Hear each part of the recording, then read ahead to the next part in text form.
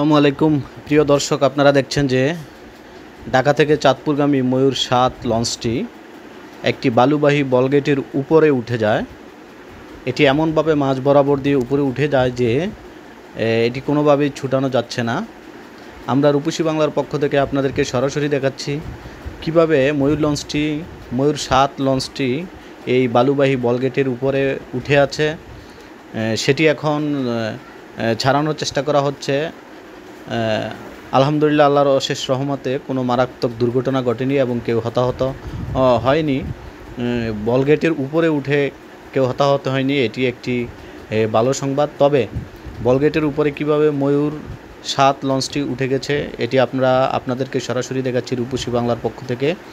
এটি নামানোর চেষ্টা করা হচ্ছে লঞ্চ থেকে, কোনোভাবেই এটি ছুটানো যায় কি না আমরা সরাসরি আপনাদেরকে দেখাচ্ছি রূপসী বাংলার পক্ষ থেকে। ঢাকাগামী ময়ূর ৭ লঞ্চ কীভাবে বালুবাহী বলগেটের উপর উঠে গেছে। ধন্যবাদ।